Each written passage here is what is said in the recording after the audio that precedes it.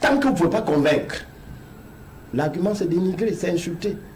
Mais c'est quelle valeur sur le plan idéologique? C'est quelle valeur sur le plan institutionnel? C'est quelle valeur sur le plan individuel que l'État, que le chef de l'État veut véhiculer? Je supplie donc la CRTV, radio et télévision, compagnie Cameroun Tribune, Vision 4, Info TV, B News, LTM, STV et autres, à nous faire la lumière sur ces deux cas. Que ce soit un modèle de conviction.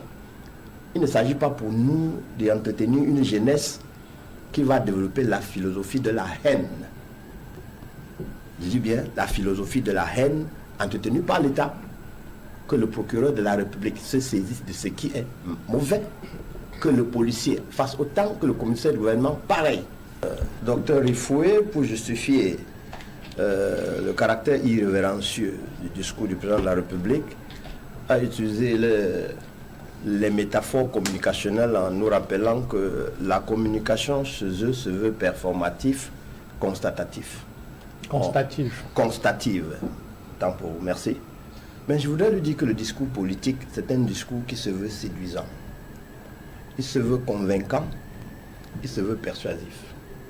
Alors, la séduction, c'est quoi? Voilà deux cas. Tata Bakari, Samuel Tony Obama. Le président de la République veut séduire.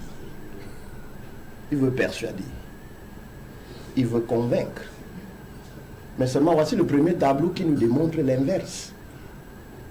À rebours, il va recruter le docteur Rifoué pour venir soutenir le dénigrement. J'appelle donc les autres chaînes de télévision et médias à soutenir l'action du président de la République comme ils ont coutume de le faire avec le vocabulaire, en nous présentant la réalité de Tony Obama et la réalité de Bakari.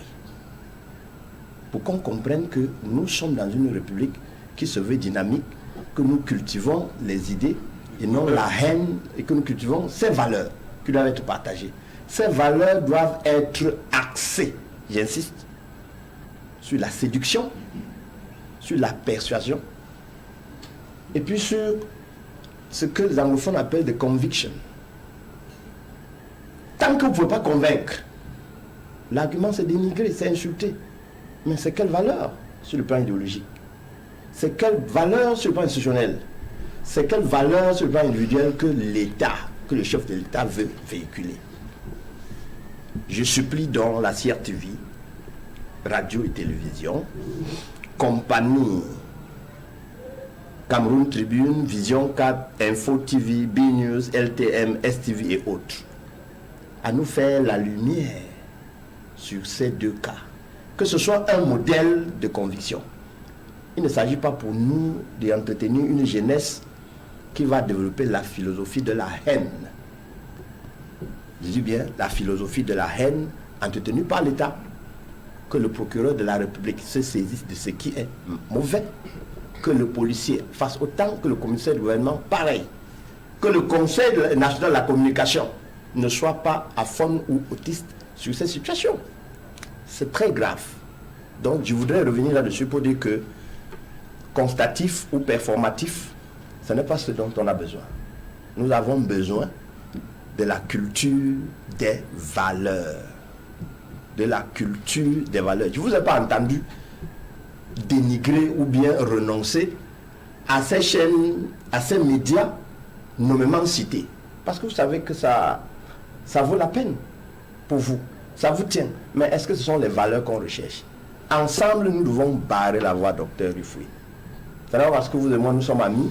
Après, vous allez me dire que je ne suis pas politique, vous êtes plus politique. Le mensonge est toléré chez vous. C'est même là. Non. Il y a une manière de faire. Nous devons cultiver les valeurs. C'est ce que j'insiste dessus.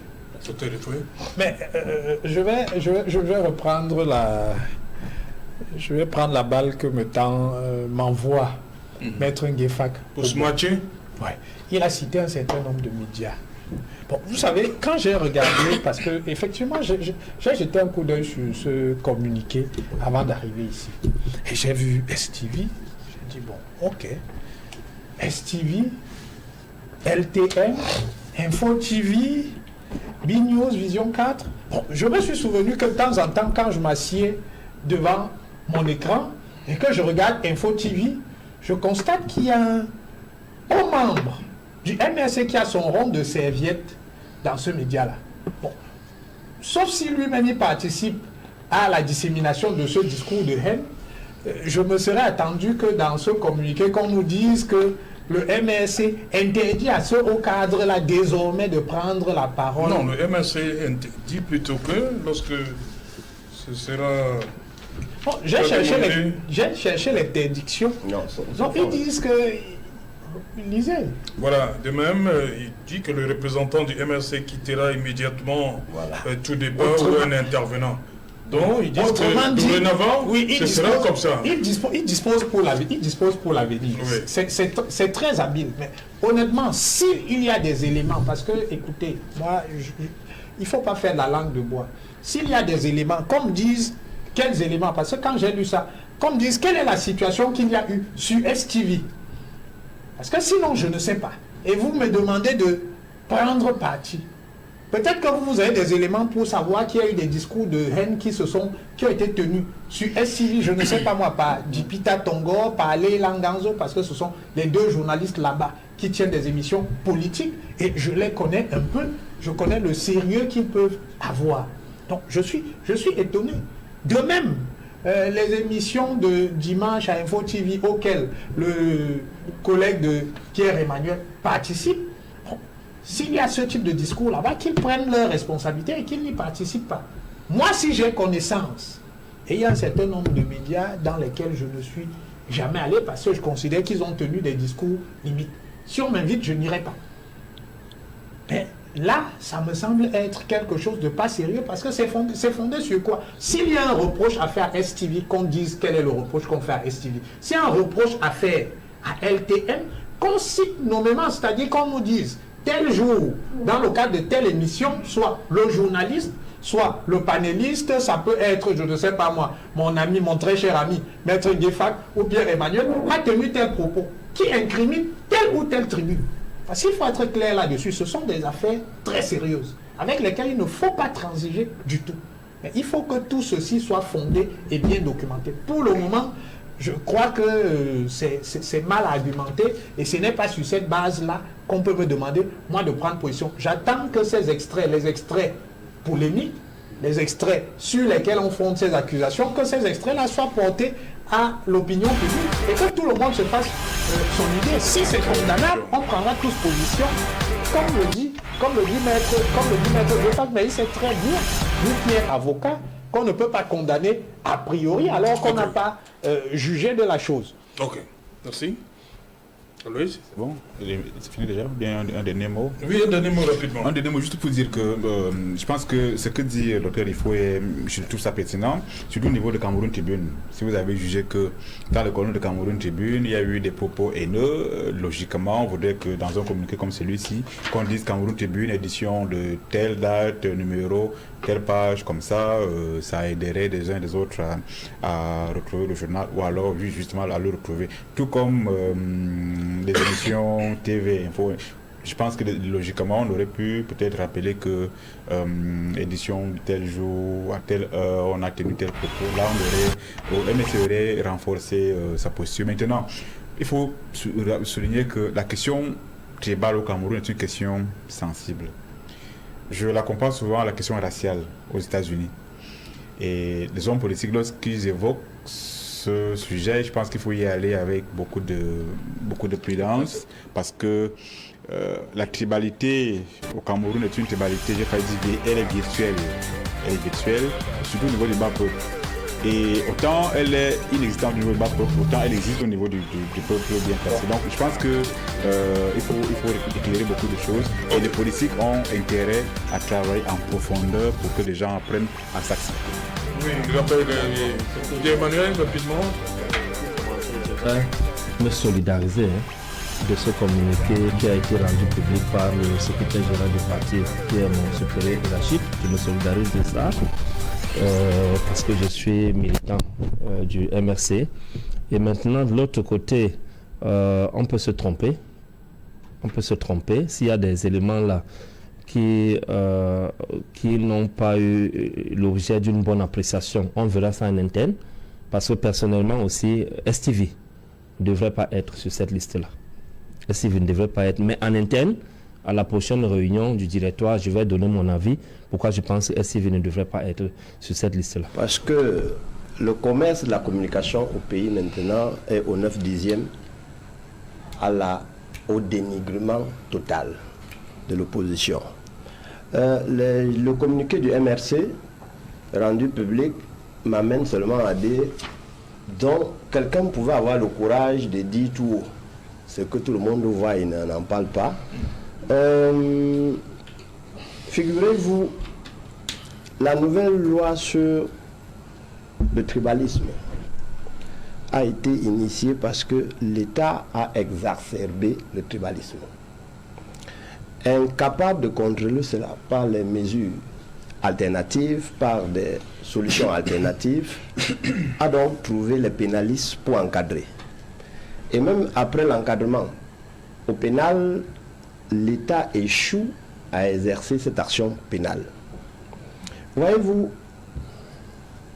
à la veille de ces élections cruciales de 2025,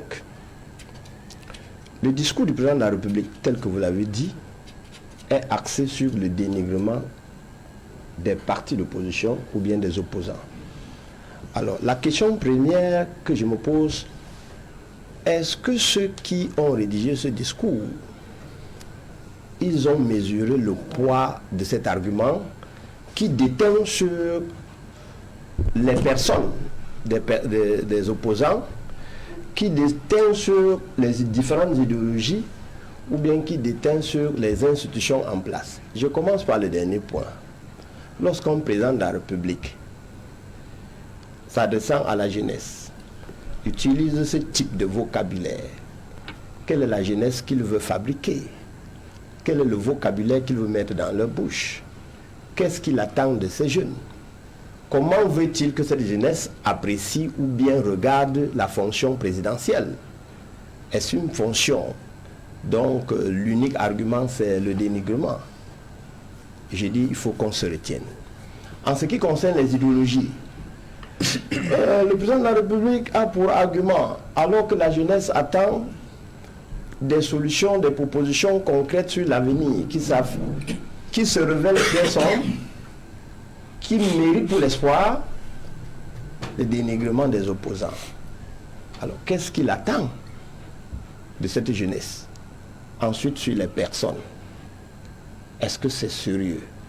Nous disons non. Deux, celui qui croit que en sacrifiant un opposant, parce qu'il va se sauver, il se sacrifie lui-même, parce qu'il ne contrôlera pas l'affaire. En lisant, si vous avez lu Les Heureux et l'Infini d'Arthur Koestler, personne ne restera. Parce que le dernier jour, ça vous prendra. Donc, je suis tout à fait d'accord avec mon ami et frère Bigna, qui est très remonté contre les haineux. Expérience pour expérience, j'ai répondu à l'invitation d'une chaîne de radio publique à Douala. Je t'en avais compté. Le monsieur avait invité 5 personnes, 4 et moi la 5e personne. Mais les 4 personnes ont pris 2 heures un dimanche me privant de mon bouillon de Varan, me privant de mon sport. Les messieurs sont venus m'insulter, me traitant d'ambazonien, de bamileke. Aujourd'hui, quand j'appelle le journaliste, il a de la honte à me décrocher. Quand je l'appelle, c'est pour habiter sa conscience. Parce que je vais lui restituer l'inverse de ce qu'il avait organisé. Il est en difficulté et je sais qu'il me suit. Arrêtez ça. C'est sale, c'est ignoble. Vous n'avez pas besoin de me rappeler que je suis bamileke. Et puis quoi? Vous n'avez pas besoin de me rappeler que je suis ma mère du sud-ouest. Et puis quoi? Et vous, vous êtes d'où? La seule chose qui doit nous unir, c'est la chaleur d'être Camerounais. C'est la seule chose. Celui qui pense que, sur ce plateau, les militants du RDPC, je crois qu'avec le temps, ils ont disparu. Ils avaient l'habitude de venir ici, de nous appeler Ceux-là, docteur Ifoué, vous appeliez qui ceux-là? Qu'est-ce que vous mettez dans ceux-là? Arrêtez avec ce discours stigmatisant. Arrêtez avec ça. Tu es mon ami et frère. On a même la même fourchette. Mais quand vous êtes entre vous, arrêtez cela. Le RDPC exagère. Quand vous n'avez pas d'argument politique, n'opposez pas les Camerounais avec les Camerounais. Ils n'ont rien. Le vivre ensemble, c'est ce qui doit primer. C'est ce qui doit primer. Je connais beaucoup de communicants du RDPC qui sont venus ici. Même toucher à cette bouteille d'eau, ils ne touchaient pas. Avec les consignes en offre, nous avons reçu pour consigne de ne pas toucher. Ceux qui vous véhiculent ce message, honte à vous. Cette division ne prospérera pas. Je dis bien, cette division ne prospérera pas. Nous sommes au bout du bout. Nous sommes au bout du bout et chacun doit se regarder. Nous ne pouvons pas avoir 8 chaînes de télévision au Cameroun que chacun scrute. 6 ont les mêmes thèmes contre une communauté, contre un individu. Comment vous vous sentez entre vous quand vous regardez? Comment vous vous sentez quand vous regardez? Vous devez avoir honte. Je dis bien, vous devez avoir honte. Ce qui m'intrigue, c'est que quand vous allez au Conseil national de la communication, au mieux la chaîne de télévision qui émet 24/24, c'est Equinox. Ces chaînes-là ne passent pas. Ça, c'est mon constat premier. Alors, pourquoi cette haine contre une tribu, contre un individu quand on n'a pas d'argument? Ce que je dis contre les spécialistes de ce dénigrement, la politique du chaos, là, ça vaut aussi pour les autres partis politiques. Le discours que nous voulons dans cette République, c'est un discours basé uniquement sur les idées. Nous avons à bannir de notre vocabulaire les discours sur les personnes, les discours sur les événements. Nous devons discuter des idées. Comment développer l'agriculture? C'est bon. Mais à dire, quand on n'a pas eu le bac, quand on est homosexuel, il faut trouver les hommes équilibrés, chefs de quelques ministères qui véhiculent cela à longueur de journée. D'autres écrivent même des thèses de doctorat sur ce. Et véhiculent, ils sont encensés. Au nez à la barbe du procureur de la République, au nez à la barbe du procureur général, au nez à la barbe du commissaire du gouvernement. Et les policiers laissent faire.